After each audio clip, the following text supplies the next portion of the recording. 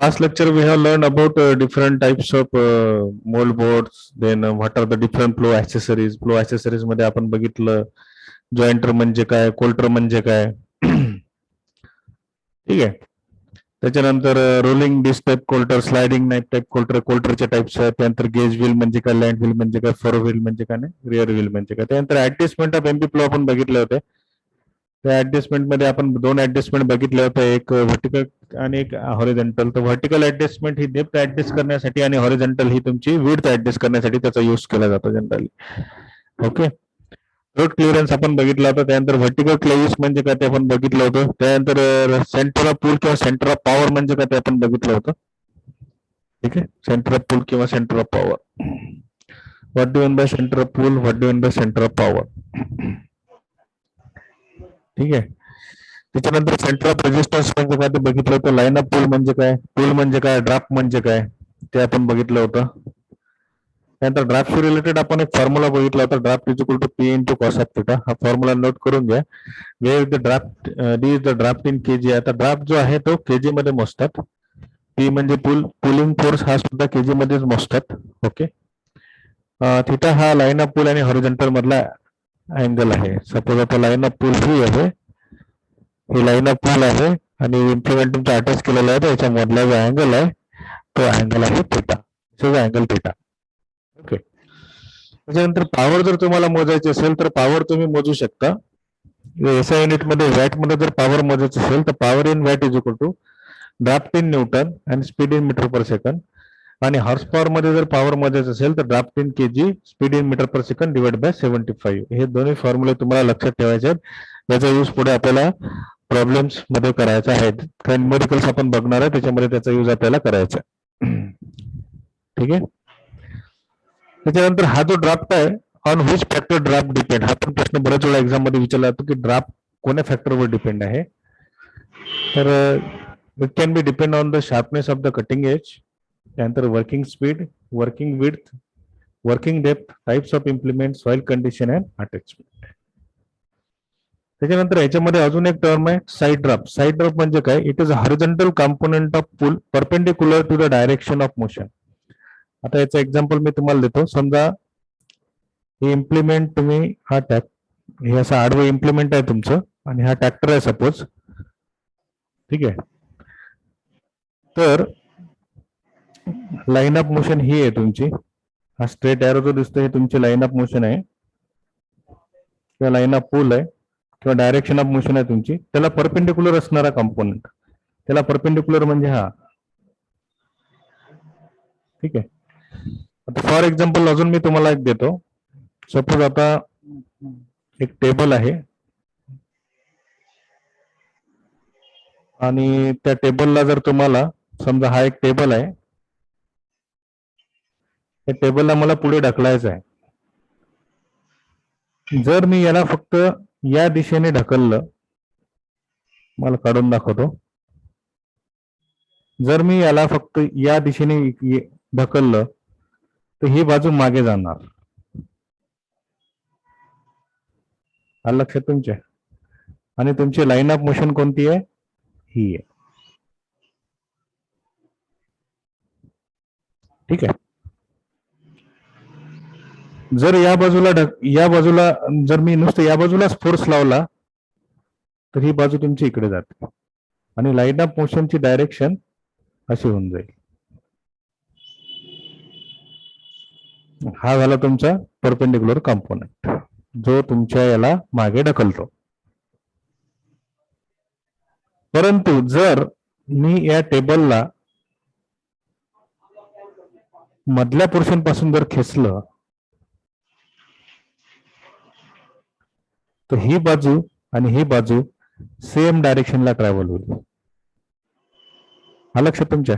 म्हणजे थोडक्यात सांगायचं म्हटलं म्हणजे जेव्हा ट्रॅक्टरला तुम्ही एखादं इम्प्लिमेंट लावता, जर ते इम्प्लिमेंट साईडला पडत तिरपं जात असेल, सरळ रेषेत खेचलं जात नसेल तर त्याला म्हणतात साईड ड्राफ्ट. म्हणजे साईड ड्राफ्ट कशामुळे येतो, हा सेंटर ऑफ पूल आहे आणि हा सेंटर ऑफ रेजिस्टन्स आहे. सेंटर ऑफ पूल आणि सेंटर ऑफ रेजिस्टन्स हे एका लाईन मध्ये जर नसतील तर तुमचा काय येणार, इम्प्लिमेंट हे सरळ ओढल्या जाणारच नाही.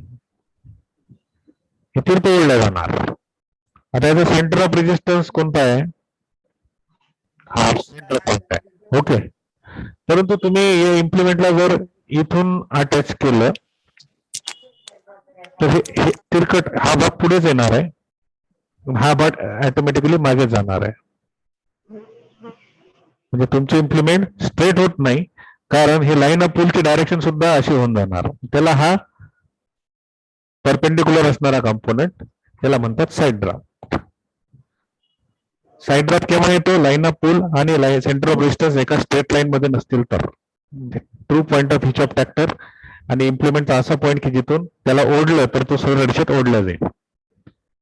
It is called as side draft. It is a horizontal component of pull perpendicular to the direction of motion. आणि ड्राफ्ट म्हणजे काय? Horizontal component of pull parallel to the line of motion, direction of motion, त्याला draft म्हणतात. Perpendicular असेल तर side draft म्हणतात. This is develop if the centre of resistance is not directly behind the centre of pull. Centre of resistance centre of पुलच्या directly मागे नसेल तर. हा सेंटर ऑफ पुल आहे, सेंटर ऑफ रेजिस्टन्स आहे, हे एका स्ट्रेट लाईन मध्ये नसतील तर. किंवा जर ही लाईन आपण इथे जोडली, इथून इथे जर जोडलं तर इम्प्लिमेंट हे तिरकट जाणार आहे, असं या दिशेला जाणार, हे ट्रॅक्टरच्या मागे नाही येणार. मग लाईन ऑफ मोशन तुमची ही अशी येणार लाईन ऑफ मोशन. मग हा झाला तुमचा perpendicular component. It is called as side draft. त्याच्यानंतर युनिट ड्राफ्ट म्हणजे काय? It is a draft per unit cross sectional area of the furrow. Unit draft म्हणजे एका पर्टिक्युलर युनिटचा ड्राफ्ट. ठीक आहे. समजा आता मोलबोट फ्लोला 2 बॉटम लावलेले आहेत, तर 2 बॉटमचे किती फरो तयार होतील? 2 फरो तयार होतील. परंतु एका फरोचा जर ड्राफ्ट काढायचा असेल तर draft per unit cross sectional area of the furrow. दोन्ही ड्राफ्टचा काढायचा असेल तर तो पूर्ण ड्राफ्ट झाला. युनिट ड्राफ्ट म्हणजे समजा 3 फरो तयार होत असतील इम्प्लिमेंटनी, पण मला एका फरोचा ड्राफ्ट काढायचा असेल तर त्या एका फरोचा क्रॉस सेक्शनल एरिया कन्सिडर करायचा. Unit draft is equal to draft per unit cross sectional area of the furrow. म्हणजे draft divided by cross sectional area of a particular unit is called as unit draft. ही पण definition तुम्हाला लक्षात ठेवायची आहे. Okay. कोणाचा तरी sound on आहे, प्लीज थोडा साऊंड म्यूट करा, थोडासा डिस्टर्बन्स होतोय. ज्याचा साऊंड ऑफ असेल त्यांनी म्यूट करा प्लीज. ओके. त्यानंतर त्याच्यामध्ये अजून महत्वाच्या टर्मिनॉलॉजी आहेत. Theoretical field capacity, effective field capacity, field efficiency.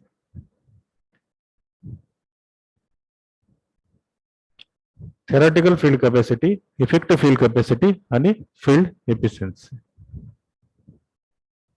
हे पण तुम्हाला डेफिनेशन लक्षात ठेवायचे आहेत. आता थेरॅटिकल फील्ड कॅपॅसिटीचा पहिला आपण फॉर्म्युला बघू. Width in meter, speed in metre per hour divided by 10,000. आता विड्थ कशाची? या एमबी फ्लोने जी फरो तयार केली त्या फरोची विड्थ. स्पीड कशाचा? एमबी फ्लोचा ऑपरेटिंग स्पीड आणि डिवायडेड बाय 10,000. तर 10,000 आपण का लावलं? हेक्टर पर आवर म्हटलेलं आहे, इथे हेक्टर शब्द आला. ओके. हेक्टर मध्ये काढायचं असेल तर डिवायडेड बाय 10,000 आणि मीटर स्क्वेअर मध्ये काढायचं असेल तर 10,000 तुमचा झाला जाईल, कारण 1 hectare is equal to 10,000 metre square. हा फॉर्म्युला तुम्ही लक्षात ठेवा सर्वांनी. 1 hectare is equal to 10,000 metre square. Okay.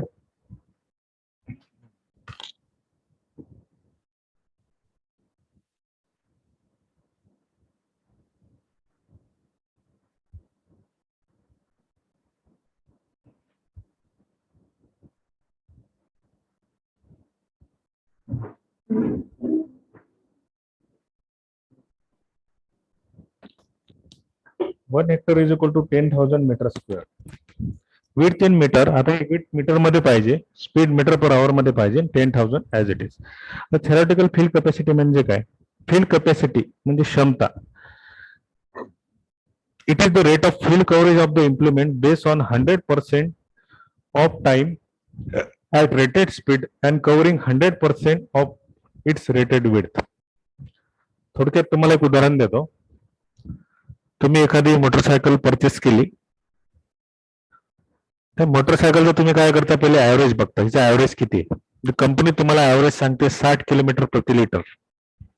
Okay, 60 kilometre प्रति लिटर. आता ऍव्हरेज ही झाली तुमच्या मोटरसायकलची कपॅसिटी, एका लिटर मध्ये किती पडते मोटरसायकल तुमची. 60 किलोमीटर एका लिटरला मोटरसायकल तुमची पडते. ठीक आहे. ऍट रेटेड स्पीड, इथे रेटेड स्पीड शब्द आलेला आहे बघा, at rated speed. Rated speed किती असला पाहिजे, जर 45 किंवा 50च्या स्पीडने पडत असेल तुमची मोटरसायकल कंटिन्युअसली, तर तिचा ऍव्हरेज 60 किलोमीटर पर लिटर एवढा येतो. हे झालं माझं theoretical statement, theoretical capacity of the bike, theoretical average of the bike. ठीक आहे. परंतु ऍक्च्युअल मध्ये तुम्हाला तेवढा ऍव्हरेज मिळतो का, नाही मिळत. ते आहे तुमची इफेक्टिव्ह फील्ड कॅपॅसिटी, किंवा याला म्हणतात ऍक्च्युअल फील्ड कॅपॅसिटी. लक्षात. थिअरीमध्ये तर आपण खूप काही म्हणतो की मला 100 मार्कांचा पेपर लिहिलेला आहे, मला 100 पैकी 100 पडतात. ऍक्च्युअल मध्ये तेवढे आपल्याला पडतात का, नाही पडत. ऍक्च्युअल मध्ये आपल्याला किती पडतात, कमी पडतात. तुमची जी मोटर बाईक आहे, मोटर बाईक 60 किलोमीटर प्रति लिटरचा ऍव्हरेज देते, परंतु जेव्हा तुम्ही 1 लिटर गाडी पेट्रोल टाकता आणि गाडीला जेव्हा तुम्ही पळवता तेव्हा ती ऍक्च्युअल तेवढा देते का, नाही देत. कितीचा देईल, ते 50चा ऍव्हरेज देईल, 55चा देईल, 60 ऍक्युरेट देतच नाही. लक्षात. तसंच तुमचं जे इम्प्लिमेंट आहे, त्या इम्प्लिमेंटची क्षमता, त्याला म्हणतात फील्ड कॅपॅसिटी. आणि इम्प्लिमेंट आपण कशावर चालवणार आहोत, फील्डवर चालवणार आहोत. इम्प्लिमेंटची क्षमता काय आहे, एका हेक्टरला एका तासामध्ये ते इम्प्लिमेंट किती वेळ लावेल, किती वेळात ते इम्प्लिमेंट एका तासामध्ये एका हेक्टर लँडवर फरो तयार करेल, त्याला म्हणतात त्याची क्षमता. आता जर तुम्ही हे इम्प्लिमेंट परचेस करत असाल तर तुम्हाला सांगण्यात येईल की नाही, 2 तासात हे इम्प्लिमेंट तुमचं 1 हेक्टर लँड फ्लो करते. हे झालं थेरॉटिकल फील्ड कॅपॅसिटी. कॅपॅसिटी म्हणजे त्याची क्षमता. ते इम्प्लिमेंटवर फील्डवर ते इम्प्लिमेंट चालवण्याची त्याची क्षमता. It is the rate of field coverage of the implement. म्हणजे इम्प्लिमेंट 1 हेक्टर लँड जर असेल तर त्याचा किती वेळात कव्हरेज करेल, based on 100% of time at rated speed. त्याचा स्पीड कॉन्स्टंट ठेवायचा and covering of its rated width. त्याची विड्थ तुम्हाला कॉन्स्टंट ठेवावं लागेल, त्याचा स्पीड तुम्हाला कॉन्स्टंट ठेवावा लागेल, तर त्याची जी क्षमता निघेल ती झाली थेरॉटिकल फील्ड कॅपॅसिटी. दुसरं आहे effective field capacity. Effective field capacity म्हणजे it is the actual area covered by the implement based on total can consume and width. इम्प्लिमेंटची विड्थ किती आहे, तर विड्थ तुम्हाला दाखवतो मी याच्यामध्ये. विड्थ क्रायटेरिया तुमच्या लक्षात येणार नाही. सपोज हे मोल्ड बोर्ड आहे, या मोल्ड बोर्डला हे 3 बॉटम लावलेले आहेत, तर ही एका बॉटम पासून तर दुसऱ्या बॉटम पर्यंत हे जे डिस्टन्स आहे हे झाले तुमचं width of the implement, total width.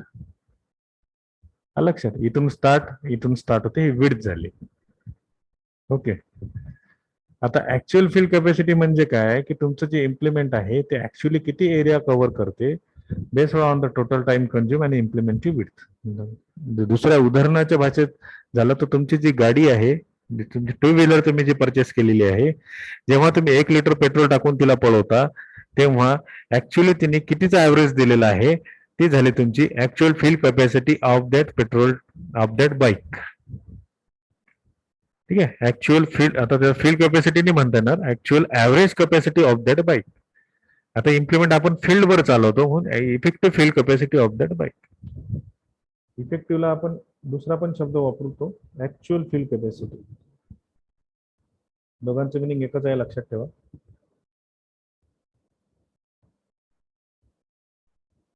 Effective किंवा ऍक्च्युअल फील्ड कॅपॅसिटी दोघांचं मिनिंग, काही बुक मध्ये ऍक्च्युअल शब्द आलेला आहे, काही बुक मध्ये इफेक्टिव्ह शब्द आला, दोघांचं मिनिंग एकच आहे, काही फरक नाही. ओके. हे थेरॉटिकल झालं. थेरॉटिकल सांगणार की इम्प्लिमेंट 2 तासात कव्हर करणार, जर त्याची विड्थ एवढी एवढा स्पीड याचा ठेवला तर. ऍक्च्युअल मध्ये तेवढा ऍक्च्युअल एरिया कव्हर होत नाही based on total can consume and it's width. Field efficiency म्हणजे काय, इफिशियन्सी हा कधी कशाचा रेशोच असतो. Efficiency is always be a ratio.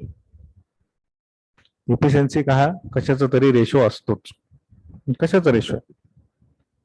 जेव्हा तुम्हाला कोणत्याही टर्मिनॉलॉजी मध्ये इफिशियन्सी शब्द येईल तर समजून घ्यायचं efficiency is always a ratio of something. Okay. तर effective field capacity, field efficiency जर मला काढायचं असेल तर it is the ratio of effective field capacity and theoretical field capacity express in percentage. Field efficiency N या सफिक्सने indicate करतात. हा रेशो आहे कशाचा? ऍक्च्युअल फील्ड कॅपॅसिटी किंवा effective field capacity divided by theoretical field capacity multiplied by 100. Percentage मध्ये आहे म्हणून multiplied by 100. Effective field capacity, field efficiency C, आपण काही ठिकाणी C sorry effective field capacity N ने इंडिकेट करतात.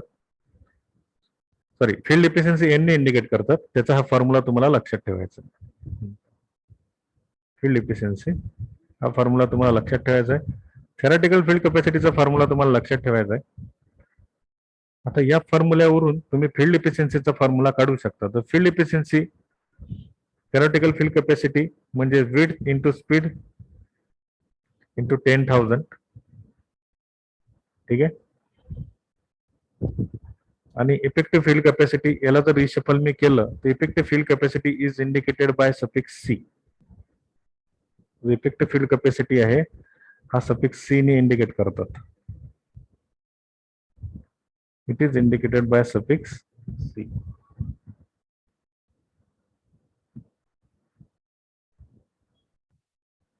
याला जर मी रिशफल केलं तर मला मिळते सी इज इक्वल टू, आता थेरॉटिकल फील्ड कॅपॅसिटीचा हा फॉर्म्युला मी घेतला मल्टिप्लाइड बाय फील्ड इफिशियन्सी.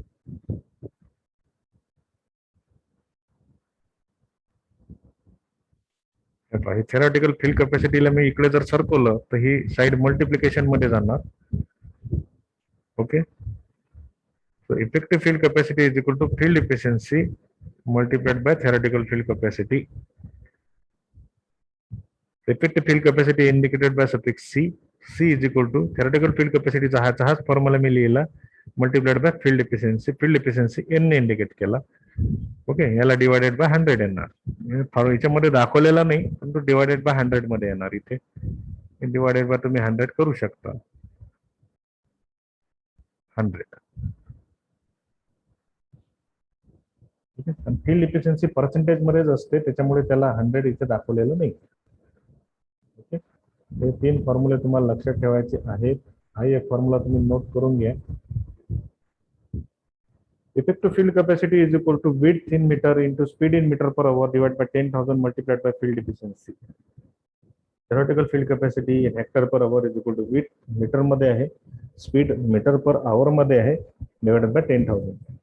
आणि field efficiency हा रेशो आहे इफेक्टिव्ह फील्ड कॅपॅसिटी आणि थेरॉटिकल फील्ड कॅपॅसिटीचा, किंवा effective field capacity is equal to theoretical field capacity multiplied by field efficiency. ड्राफ्टचा फॉर्म्युला तुम्हाला लक्षात ठेवायचा आहे. पॉवरचा फॉर्म्युला आहे वॅट मध्ये, पॉवरचा फॉर्म्युला एचपी मध्ये, आणि तुम्हाला ड्राफ्टचा फॉर्म्युला मी अगोदर बोललोच होतो. Draft is equal to P into cos of theta. तो तुम्हाला लक्षात ठेवायचा आहे. हा draft is equal to P into cos of theta. Okay. हे सगळे formulas you have to remember. एका नोटबुक मध्ये याला लिहून घ्या वाटलं. खूप जरुरी फॉर्म्युले आहेत, महत्वाचे फॉर्म्युले आहेत. प्रॉब्लेम मध्ये आपण या फॉर्म्युल्यांचा यूज करणार आहोत. ठीक आहे. त्याच्यानंतर what do mean by soil inversion. Soil inversion म्हणजे काय? x1 minus x2 divided by x1 multiplied by 100. x1 म्हणजे काय? Number of beads before ploughing in fix area, number of beads after ploughing in fix area divide by number of beads before ploughing in fix area multiplied by 100. Soil inversion म्हणजे काय? X म्हणजे काय? Number of beads before ploughing in fix area. एखाद्या ठिकाणी तुम्हाला flowing करायचं आहे तर त्याच्यावर विड्स म्हणजे गवत किंवा जे एक्स्ट्रा मटेरियल आपलं क्रॉप सोडून उगवलेलं आहे शेतामध्ये, जे आपल्याला नको आहे त्याची संख्या, minus number of beads after ploughing केल्यानंतर जे बीड्स येतात त्याची संख्या divided by number of beads before ploughing multiplied by 100. त्याच्यानंतर सॉइल पल्वरायझेशन म्हणजे काय? It is the quality of work in terms of soil aggregate and plot size. It is measure by penetrometer. ही पण fill up तुम्ही note करून घ्या. It can be always ask in the exam. Soil pulverization is measured bye penetrometer. पल्वरायझेशन करणे म्हणजे काय? Smooth करणे, पडताळणी करणे, ढवळणी करणे, स्मूथनेस आणणे. स्मूथनेस कसा आणायचा? It is the quality of work done in terms of soil aggregates and plot size. म्हणजे तुमची जी सॉइल आहे त्या सॉइलला जे क्लॉट्स तयार होतात त्या क्लॉट साईज आणि ॲग्रिगेट्स मध्ये सॉइलचं रूपांतर करणे. तुमची जी जमीन आहे जेव्हा तुम्ही त्या जमिनीला फ्लो चालवता तेव्हा त्या जमिनीवरून काय निघते? सॉइल निघते ढेकलांच्या स्वरूपात. जमिनीचे ढेकलं बाहेर पडतात. त्या ढेकलाची साईज त्याला तुम्ही परत स्मूथ करता ॲग्रिगेट्स. हे जे वर्क होते त्या वर्कला सॉइल पल्वरायझेशन म्हणतात. It is the quality of work in terms of soil aggregate and clot size. It is measured bye penetrometer. ठीक आहे. त्याच्यानंतर आपण बघू animal drawn MB flow. So animal drawn MB flow जे फ्लो तुमच्या ॲनिमलच्या सहाय्याने चालवल्या जातात त्याला म्हणतात ट्रॅडिशनल. त्याला म्हणतात ट्रॅडिशनल.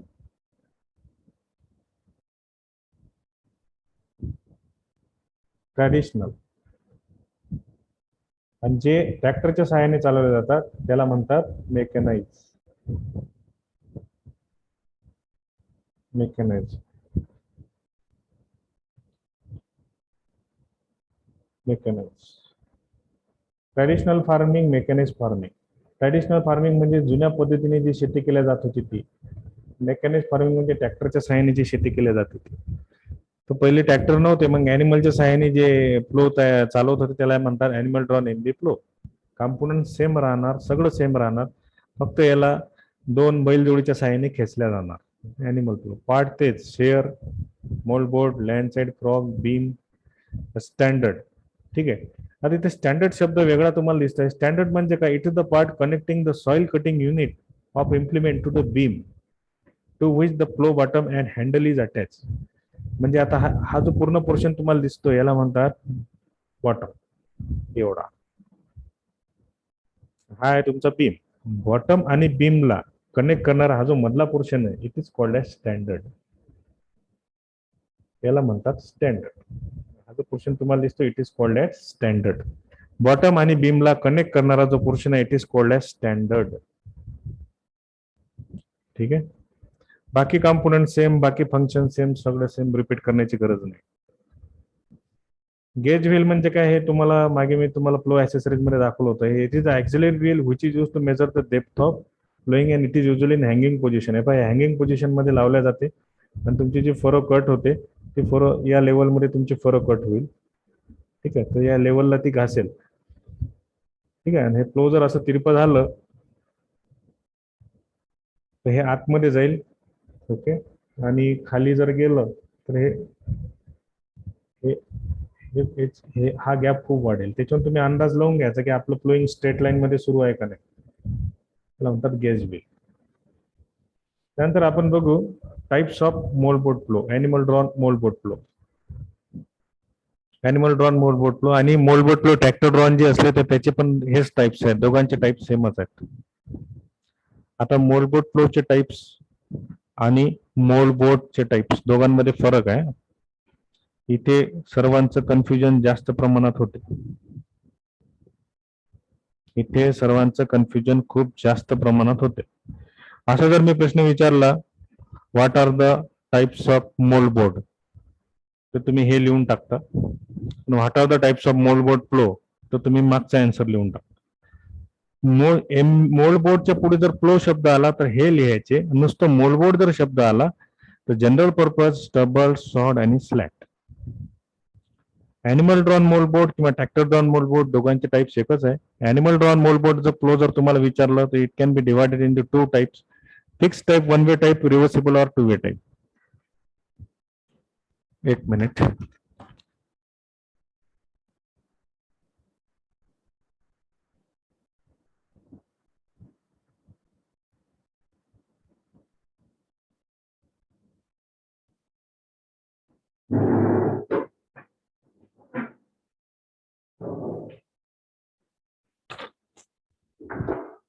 Hello.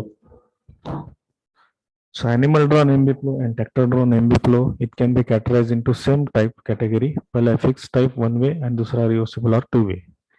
वन वे म्हणजे जो एका डायरेक्शनला जातो, टू वे म्हणजे दोन्ही डायरेक्शनला जाता येते.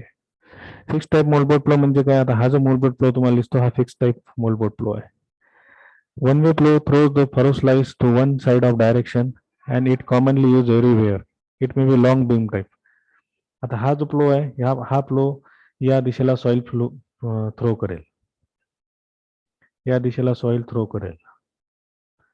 जेव्हा हा याला आपण टर्न करू तर ही बाजू या दिशेला जाईल आणि या दिशेला सॉइल थ्रो करेल. हा लक्षात तुमच्या, याला म्हणतात वन वे किंवा fix type मोलबोट plough. Can be throw to the one side of direction, तो एका साइडला सॉइल थ्रो करतो. टू वे किंवा रिव्हर्सिबल म्हणजे काय, रिव्हर्सिबल एमबी फ्लो म्हणजे काय तुम्हाला दाखवतो मी, डायग्राम दाखवतो.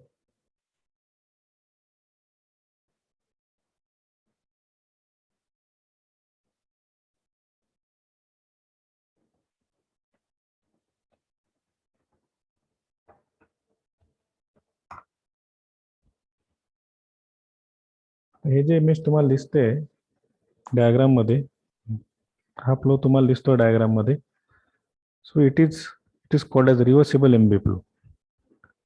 याला म्हणतात रिव्हर्सिबल एमबी फ्लो कारण याला दोन बॉटम आहेत, याला तीन बॉटम आहेत. तीन बॉटम वरती आहेत आणि तीन बॉटम खाली आहेत. ओके, आणि दोन्ही बॉटमची डायरेक्शन जी आहे ही वेगळी आहे. दोन्ही बॉटमची डायरेक्शन ही वेगळी आहे. मी तुम्हाला दुसरे डायग्राम दाखवतो, हे ट्रॅक्टरला अटॅच. ओके, वन बॉटमची डायरेक्शन इन, टू बॉटमची डायरेक्शन. याच्याशी रिलेटेड आपण एक व्हिडिओ बघू, म्हणजे त्याच्यावरून तुम्हाला एक छानसा अंदाज येऊन जाईल की रिव्हर्सिबल एमबी फ्लो कसं वर्क करते. So I will show you one video regarding that.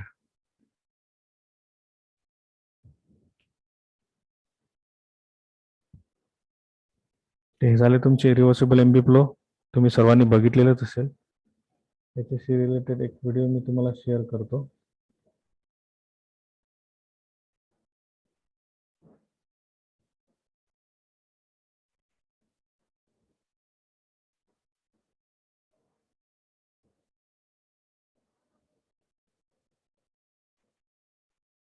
One second.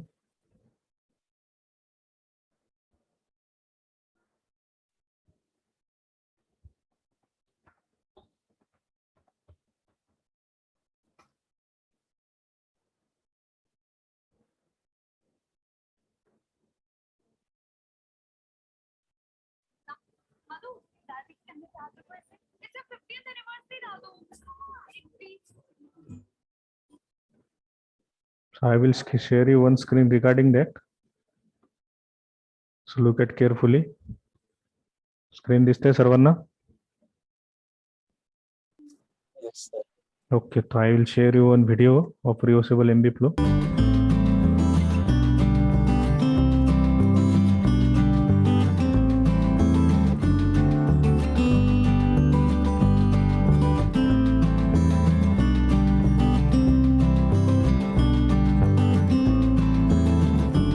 Jagatjit group के कृषि यंत्रों की श्रृंखला में अगला जो हमारा कृषि यंत्र है वो रिवर्सिबल एमबी प्लाव है. इसकी वीडियो, इसका जो वर्किंग है वो हमने आपको दिखाया है, वो आप वीडियो में आगे भी देखेंगे. कई किसान भाई ऐसे हैं जो धान के बाद गेहूं की खेती नहीं करते, या तो वो गन्ना लगाते हैं या फिर वो आलू की फसल को लगाते हैं. तो उसके लिए रिवर्सिबल एमबी प्लाव बहुत ही उपयोगी है और बहुत ही जरूरी बन जाता है. एमबी प्लाव की अगर खासियत या विशेषताएं बताएं तो इसकी गहराई करीब 1.5 फुट तक है और ट्रैक्टर पे कोई लोड नहीं है. जो हमने इसमें ट्रैक्टर इस्तेमाल किया है वो भी कोई बहुत ज्यादा बड़ा हमने इस्तेमाल नहीं किया है. रिवर्सिबल एमबी प्लाव की बोरोन स्टील की बात करें तो देखो अभी हमने इस पे जो वर्किंग की है, इसके बाद इसमें जो शाइनिंग आई है, ये बोरोन स्टील की पहचान है. इसमें जो सबसे जरूरी है वो है इसकी सेटिंग, इसकी एडजस्टमेंट. बहुत से किसान भाइयों को ये दिक्कत आती है, परेशानी आती है कि भी इसकी हमें एडजस्टमेंट में दिक्कत आ रही है, कम लग रहा है या इसकी वर्किंग प्रॉपरली नहीं हो रही. तो उसके लिए सबसे जरूरी है आप ऑपरेटर मैनुअल को बहुत अच्छी तरह से पढ़ें और इसकी आपको हमारी तरफ से वीडियोस भी मिल जाती हैं. आप फील्ड पे निगाह मार सकते हैं. ये हमने 1 एकड़ का प्लॉट बिल्कुल तैयार कर दिया है. अब किसान भाई इस पे रोटावेटर भी चला सकता है, कल्टीवेटर भी चला सकता है। कृषि यंत्र कह सकते हैं जो आपके बहुत काम आएगा। धन्यवाद।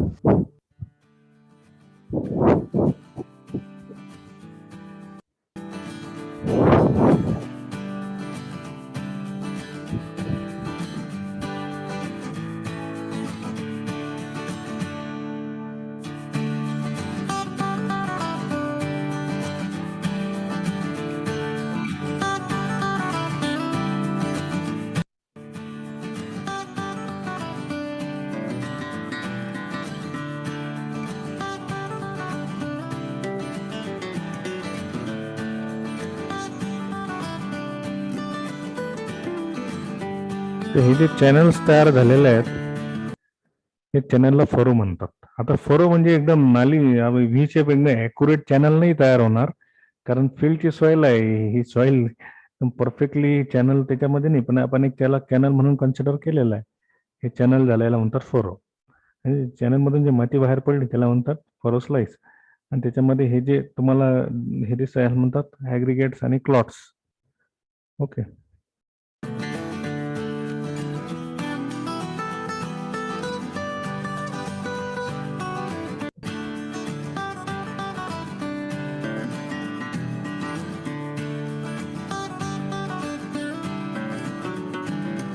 आता तुमचा मूलभूत फ्लो हे फरो स्लाइस टर्न करते आणि जे आता हे गव्हाच्या शेतीमध्ये यांनी डायरेक्ट चालवलेलं आहे. तर जे गव्हाचं जे थोडंसं राहिलेलं आहे स्टबल, ते स्टबल सॉइल मध्ये बरीड केलं जाऊन राहिलं ऑटोमॅटिक. हे बघा ही गवत आहे इथे, गव्हाचं गवत आहे आणि ते सॉइल मध्ये ऑटोमॅटिक बरीड केलं जातं. हे चॅनल तयार होऊन आलं इथे दिसते तुम्हाला, याला म्हणतात फोरो. दिस इज कॉल्ड एज फोरो. ट्रॅक्टरला जेव्हा तुम्ही पलटी मारता तर दुसऱ्या ट्रिपमध्ये जर तुम्हाला एका डायरेक्शनला पाहिजे असेल तर तुम्ही त्याला 360 डिग्रीमध्ये फिरवायचं आणि परत चालवायचं.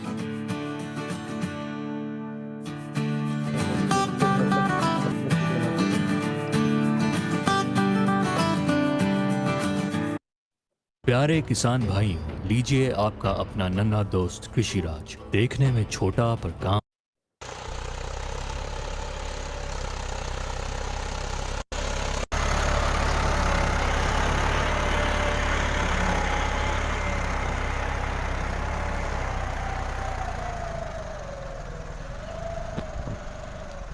आता ट्रॅक्टरला ट्रिप पलटी मारायची आहे, त्याला फिरून घ्यायचं.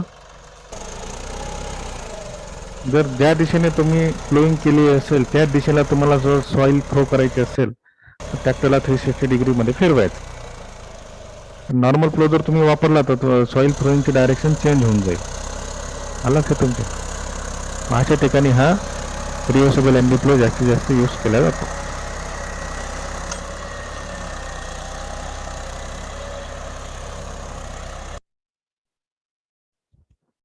हा झाला तुमचा रिव्हर्सेबल एम्बी फ्लो. ठीक आहे, त्याचं डिस्क्रिप्शन त्याच्यामध्ये दिलेलं आहे. तुम्हाला वाटलं तर तुम्ही युट्यूबवर याचे अजून भरपूर व्हिडिओज आहेत, ते तुम्ही स्वतः पण बघू शकता सर्च करून. त्याच्यामध्ये काही एवढं कठीण नाही आहे. तुमच्या ट्रेनिंगमध्ये पण हा थोडासा पोर्शन तुमचा झालेला असेल. ठीक आहे, एवढं कठीण नाही आहे, एकदम सिंपल आहे. फक्त आपल्याला थोडंसं लक्ष देऊन वाचायचं आहे. It is a mold plough which turn the furrow slice to the right or left side of direction as required. तुम्ही राईट किंवा लेफ्ट हँड साईडला पण थ्रो करू शकता तुम्हाला जसं पाहिजे. The plough has 2 set of oppose bottom. Oppose bottom म्हणजे वरचा आणि खालचा दोन्ही अपोज बॉटम आहेत. All furrow can be turned toward the same side of field using one bottom for one direction of travel and other bottom on return trip. The two set of bottom are mounted that they can be raised or lower independently or rotated along the axis. Two-way flow have advantages that they can neither upset the slope of land nor leave the dead furrows or black furrows. Black furrows म्हणजे जिथे फरोज तयार होत नाही, काही काही ठिकाणी काय होते फरो तयार होत नाही आणि एक स्ट्रिप राहून जाते, तर ते प्रॉब्लेम्स याच्यामध्ये येत नाहीत. This type of flow is suitable for terrace land of hilly tract. It is useful for plowing irrigated land and also it does not leave the back furrows or dead furrow in the field. Disadvantages of this furrow is that it is heavier and expensive as compared to one way flow. आता काही student असे answer देतात की बा खालचे जर furrow खराब झाले तर वरचे बॉटम तुम्हाला यूज केल्या जातात, त्यासाठी ते दिलेले असतात. तर ते स्टेपनी नाही आहेत की एक टायर खराब झाला तर दुसरा टायर आपण वापरू. त्याचा यूज दुसऱ्या डायरेक्शनला थ्रो करायचा असेल तर होतो. त्याच्यानंतरचा लास्ट टाईप जो आहे तो आहे turn wrest plough. Turn wrest plough हा ॲनिमल ड्रॉन फ्लो आहे. पहिले रिव्हर्सिबल एमबी फ्लो नव्हता. तर त्याच्यामध्ये हा ॲनिमल ड्रॉन एमबी फ्लो हे गेज व्हील आहे आणि हे तुम्हाला एक बॉटम दिलेला आहे. तर तुम्ही एका ट्रिपमध्ये याला सरळ चालवायचं, आणि याला परत पलटून या दिशेने जर तुम्हाला न्यायचं असेल त्याला तुम्हाला असं फिरवा लागेल. आता हा जो अँगल झाला हा फिरवण्याचा, हा झाला तुमचा 180 डिग्री. 180 डिग्रीमध्ये अँगलला तुम्ही याला फिरवलं तर ही बाजू या दिशेला येणार. मग ही सॉइल या बाजूला थ्रो करणार, यावेळेस या बाजूला थ्रो करणार. एकदा राईट हँड साईडला थ्रो करणार, एकदा लेफ्ट हँड साईडला थ्रो करणार. मग तुम्हाला दोन्ही राईट हँड साईडला जर पाहिजे असेल तर याला 180 डिग्रीमध्ये फिरवायचं आणि इथे तुम्हाला एक कडी दिसते, या कडीने याला अशी पलटी मारायची, इकडे हाताने पलटवायचं आणि इकडे ठेवून द्यायचं. त्याला म्हणतात टर्न वेस्ट फ्लो 180 डिग्री. हा लक्षात तुमच्या. आता हा फ्लो नॉर्मली यूज केला जात नाही, हा जुन्या काळामध्ये यूज केला जात होता. याला हाताने उचलायचं आणि अशी पलटी मारून द्यायची त्या बाजूला. ठीक आहे. There are some reversible flow which are single bottom, such as arrangement that one bottom is changed from right hand side to left hand side by rotating it through 1 second. By rotating it approximately 180 degree about the longitudinal axis. This type of flow is called as turn west flow. While moving in one direction, the flow through the soil in one direction at return trip. Return trip म्हणजे तुम्ही त्याला पलटी मारायचं या दिशेला. The direction of flow is changed, thus the flow starts throwing the soil in same direction as before. This flow is capable of turning the furrow either to the right or left side. जसं आपल्याला पाहिजे तसं आपण करू शकतो त्याला, जसं पाहिजे तसं आपण त्याला थ्रो करू शकतो. ओके. तर हे झालं तुमचं एमबी फ्लो बद्दल वरचं. Forces acting on tillage implement हा टॉपिक आपण नंतर बघू. याची एक पीडीएफ नोट्स मी तुमच्या गुगल क्लासरूमवर शेअर केलेली आहे, तुम्ही बघून घ्या. याच्याशी रिलेटेड काही डाऊट असेल तर तुम्ही त्याचे युट्यूबवर लागेल तेवढे व्हिडिओज आहेत, एमबी फ्लोचे व्हिडिओज आहेत, त्याच्यानंतर फॉरो फ्लोईंग कसं करते त्याचे व्हिडिओज आहेत. लक्षात लागेल तेवढे व्हिडिओज तुम्ही त्याच्यामध्ये सर्च पण करू शकता, बघू पण शकता. वाटल्यास तुम्हाला एक लिंक तुम्हाला मी पाठवून देईल, लिंकवर तुम्ही जाऊन पण व्हिडिओ बघू शकता, काय प्रॉब्लेम नाही. लक्षात तुमच्या. तर चालेल, अशा पद्धतीने आपला एमबी फ्लोचा पूर्ण टॉपिक हा एंड झालेला आहे. नेक्स्ट लेक्चर पासून आपण डिस्फ्लोवर जाऊ. डिस्फ्लो म्हणजे काय, डिस्फ्लोचे ऍडव्हान्टेजेस काय, डिसएडव्हान्टेजेस काय, त्यानंतर डिस्फ्लोचे टाइप्स कोणते, त्याच्यानंतर डिस्प्लेचे ऍडजस्टमेंट कसं काय. This is our second topic. Okay. तर एमबी फ्लो हा थोडासा डीप आणि जास्त मोठा होता, त्यामुळे त्याला थोडासा एवढा वेळ लागला. ठीक आहे. तर चालेल, आपलं लेक्चर आता 11 वाजत आलंय. Near about you have to continue your second lecture. So we will stop our lecture now. So there are I will log the meeting now. There are 43 candidates. So Shreyas, take attendance of 43 candidate only. Yes, sir.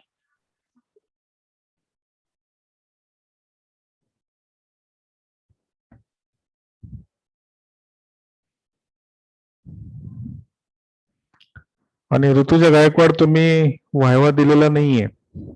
Hello Rutuja Gaikwad, Yes, sir. तुम्ही viva attend केलेला नाहीये. तर त्या दिवशी मला हे vaccine घ्यायची होती आणि ना माझ्या मोबाईलवर पाणी पण पडलं होतं. हा ते मी त्याच्यामुळे रिझन mobile पण repair करायला टाकलं होतं. तुम्ही सांगितले पण नाही ते रिझन मला.